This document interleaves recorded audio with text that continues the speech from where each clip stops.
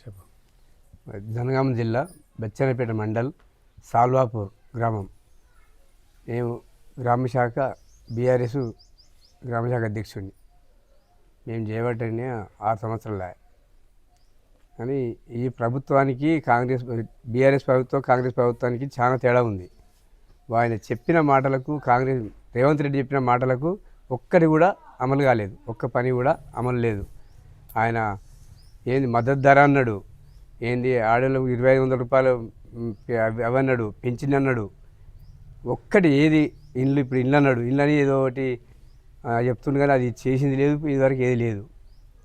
మళ్ళీ రైతు బంధు లేదు, రైతు బీమా లేదు, ఏ పని కూడా సరిగా చేసుడు లేదు. దానికి ఆయన కాంగ్రెస్ ప్రభుత్వం ఎందుకు వచ్చింది అనేది జనములంతా మాకు ఇవి అంతా ఊర్లంతా వ్యతిరేకంగా ఉన్నది కానీ తప్ప ఏ ఒక్క పని కూడా చేసింది లేదు. కేసీఆర్ చేసిందంటే ఆయన కాళేశ్వరం పోయిందని చెప్తాడు.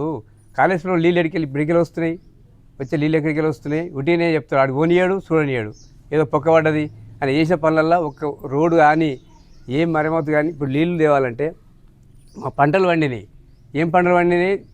కేసీఆర్ వచ్చినాక పుష్కలం కాలం అయింది, నీళ్ళు వచ్చినాయి, పంటలు పండినాయి. ఈ కాంగ్రెస్ ఏమంటే వచ్చిందో అటే దరిద్రం పెట్టుకుంది కాంగ్రెస్ తోటి. ఇది మళ్ళీ కాంగ్రెస్లో ఈ రేవంత్ రెడ్డి దరిద్రుడు. ఆయన ఓటుకు నోటు దొంగేనా. అందుకనే ఆ ప్రభుత్వమే ఆయన చేతులు అట్లా నడుస్తుంది.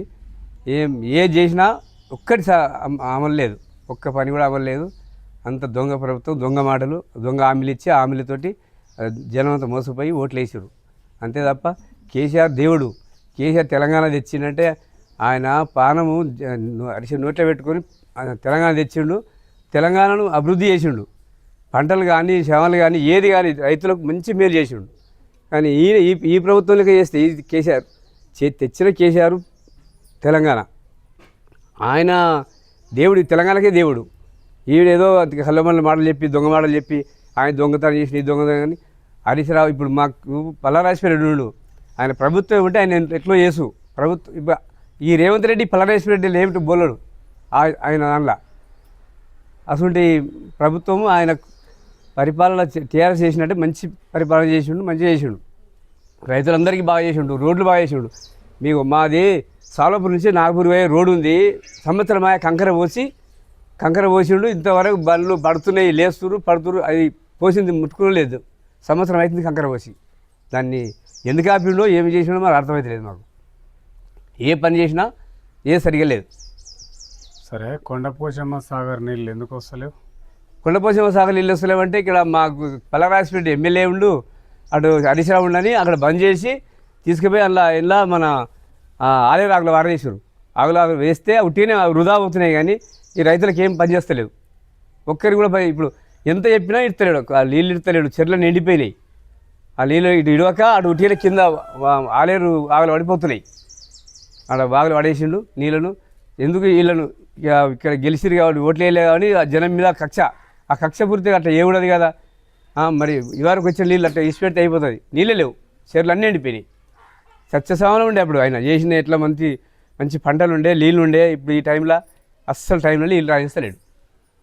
ఇప్పుడు పల్లరాజేశ్వరరెడ్డి కేసీఆర్ ఫామ్ హౌస్లోకి మలిపిండి అంటున్నారుగా. రాజేశ్వరరెడ్డి పోయి చూపిమని ఎవరో నిరూపించమను. మన జగదేపూర్ నుంచి వాగలు వేస్తే వాగలకి ఉట్టినే పోతున్నాయి. అవి ఓ చెరువులు నింపింది లేదు, ఉట్టినే పోతున్నాయి. అవి కళ్ళబొల్ల మాటలు, ఉట్టి మాటలు. పల్లరాజేశ్వరరెడ్డి ఆయన నియోజకవర్గం విడిచిపెట్టి గన్నకి ఎందుకు ఇస్తాడు? ఆయన నియోజకవర్గం బలాలని కొట్టాడుతున్నాయి. ఆయన కావాలని నీళ్ళు మా జనానికి కావాలని కొట్టాడుతుండు పల్లరాజేశ్వరరెడ్డి. ఓకే, మాజీ ఎమ్మెల్యే ముత్తిరెడ్డి ఎలాంటి అభివృద్ధి కార్యక్రమాలు చేసిండు ఇక్కడ? ఇక ఆయన చేసిన కాడికి ఆయన చేసిండే. ఆయన ఏమైంది, నీళ్ళు తెప్పించి ఆయన ఉన్నప్పుడు ఒక్క చెరువు కూడా ఎండనీయలే. నీళ్ళు బాగా తెచ్చిండు. నీళ్ళు అన్నిటికీ మొత్తం చెరువులన్నీ నింపిండు సస్యశ్యామలుగా. ఒక పంట కూడా ఎండిపోవాలి, ఒక మడి కూడా ఎండిపోలే వాళ్ళు రైతుల్ని. అంత బాగా చేసిండు రైతులకు. కేసీఆర్ చేసిండు. అలా కేసీఆర్ ఇచ్చిండు కాబట్టి వీళ్ళు అందరూ ఇచ్చేసిండు పైన. ఇప్పుడు మీ బచ్చన్నపేట మండలం ఎందుకు డెవలప్ చేసుకోలేదు 9.5 ఏళ్ళల్లో? డెవలప్ నీళ్ళు ఇచ్చేది అందరికీ. మాకు 3 ఊర్లకే ఎక్కలే నీళ్ళు. ఏవి మొత్తం అన్నిటికీ వాటర్ ఇచ్చేసిండు. బచ్చన్నపేట మండలంలో అన్ని ఊర్లోకి వచ్చినాయి. ఒక మంచంపల్లి, మా సాల్వాపూరు, దగుంటపల్లె ఈ మిట్ట ప్రాంతం కాబట్టి నీళ్ళు ఎక్కలే. అయితే లిఫ్ట్ ఇరిగేషన్ మళ్ళీ ఈ మల్లన్న సాగర్ నుంచి తెస్తాని ముత్తిరెడ్డి హామీ ఇచ్చిండు. మాకు శాంక్షన్ కూడా అయింది. ఇప్పుడు ఆగిపోయింది. కానీ ఆయన వస్తే ఇప్పుడు అయిపోవు. ఈ 3 ఊర్లే మాకు నీళ్ళు నీళ్ళకు కరువు ఉంది, మిట్ట ప్రాంతం కాబట్టి నీళ్ళు అందలే. ఇప్పుడు 6 గ్యారెంటీలు ఇక్కడ ఎంత మేరకు అమలు అవుతున్నాయి? 6 గ్యారెంటీలు ఏది లేదు.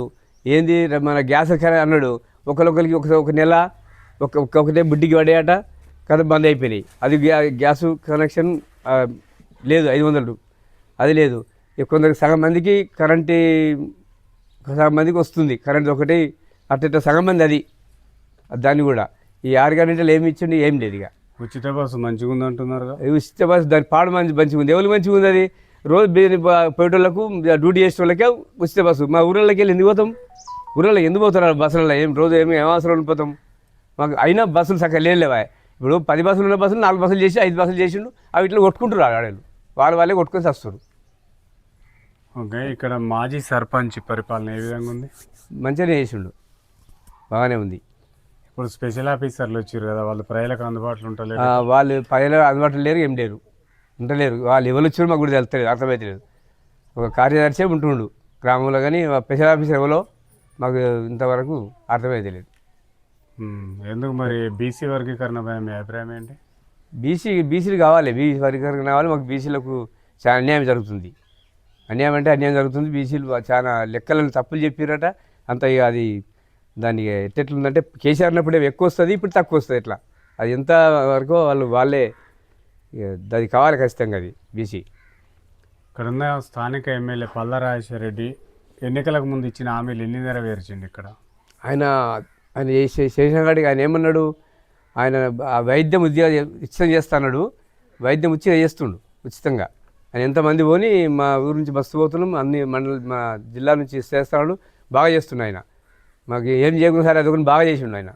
ఏంటి వైద్యం గురించి బాగా హాస్పిటల్ మాకు ఎంతమంది పోయినా ఆయన ఫ్రీ అన్నాడు, ఫ్రీ చేసిండు. ఆయన అన్నం ఇచ్చిన కాడికి మాట కాడికి అన్ని నిలబెట్టుకుండు. ఏ వైద్యాలకి ఫ్రీగా ఇస్తుండు? అన్నీ పోయిన వాళ్ళు అన్ని సాధ్యమైన కాడికి అన్నీ అందులో అందరు పోతున్నాం, పోయి మందులు పెరిగిస్తున్నారు, మంచిగా చేస్తుండు.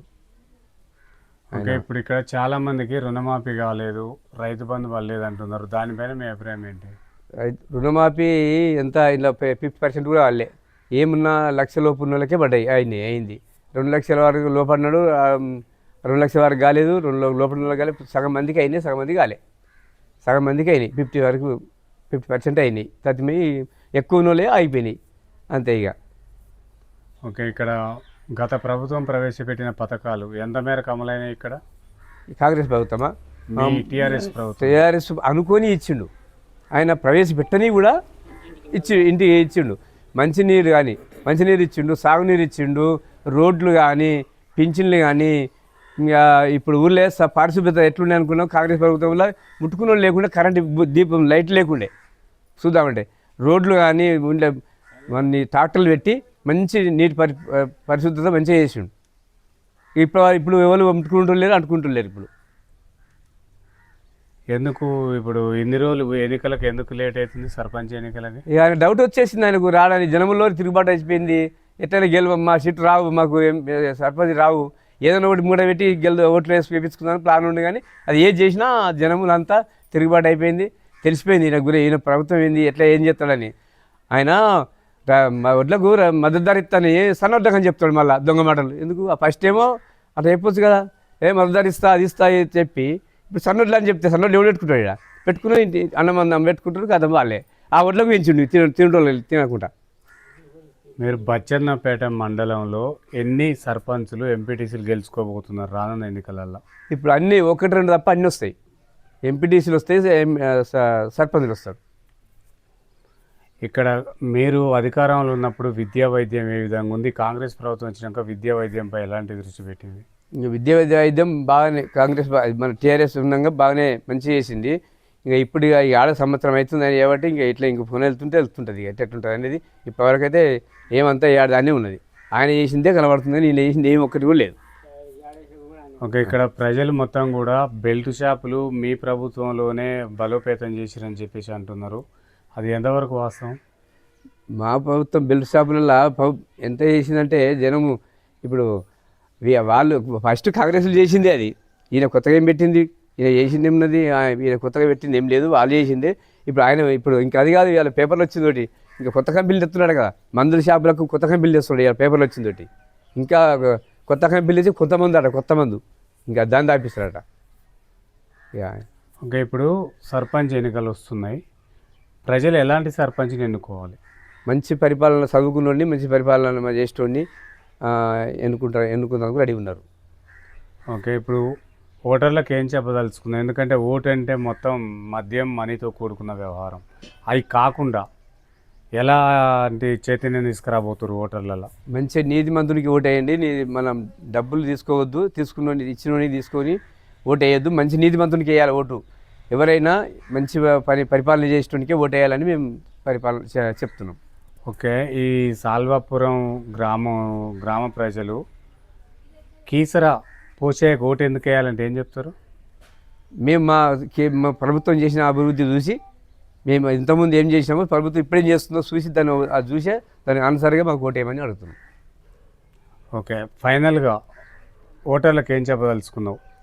ఏం చేస్తాం, మంచి పరిపాలన చేద్దామని, అన్ని ఏదైనా సౌకర్యం కొట్లాడి తీసుకొస్తాను కానీ చెప్పి మేము చేస్తామని హామీ ఇచ్చి నిలబడదాం అనుకుంటున్నాం. పోషే గారు ఏమన్నా పదవులు ఆశిస్తున్నాడా? మాకు మా జీవో పోతే నేను పోటీ చేస్తానికి రెడీ ఉన్నా. దేనికి? సర్పంచ్కి. జీవో లేకుంటే మాత్రం ఇక మనకు ఏముండే నామినేట్ పోస్టే అవసరం. ఇప్పుడు నాకు పిల్లలు 4 కాబట్టి నేను అర్హుని కాదు కదా, అందుకే. చేస్తావా పోటీ? మరి చేస్తా, వాళ్ళు తీసేస్తే చేస్తా పోటీ. మీరు చేస్తే ఎలాంటి అభివృద్ధి కార్యక్రమాలు చేస్తారు? మీకు పోటీ ఎవరు? మేము పోటీ చేయాలనుకుంటే మంచినీటి పారిశుభ్రత, రోడ్లు, మోరి, డ్రైనేజ్ లేదు ఊర్లే, డ్రైనేజ్ చేయాలి. మంచినీటి సౌకర్యం, నీళ్ళు సరిగ్గా వస్తలేవు. దాని గురించి, ఈ డ్రైనేజ్ గురించి, పారిశుభ్రత, దాన్ని బాగా చేద్దామని. నీకు పోటీ ఎవరు? మాకు పోటీ ఏమున్నాయి, కాంగ్రెస్ వాళ్ళే ఉంటారు. ఇప్పుడు మీరు ఎమ్మెల్యే గారేమో టీఆర్ఎస్, పైనేమో కాంగ్రెస్, మరి ఎలా సాధ్యమవుతుంది నీకు అభివృద్ధి చేయడానికి? మేము తెలివిగా కొట్లాడి తీసుకొస్తాం. మనము న్యాయంగా కొట్లాడి తీసుకొస్తాం, అంతేగాని వాళ్ళు ఇచ్చిన ఇవ్వకుండా మా ఎమ్మెల్యే ఉన్నాడు, మా కొట్లాడడానికి మా ఎమ్మెల్యే ఉన్నాడు పైన.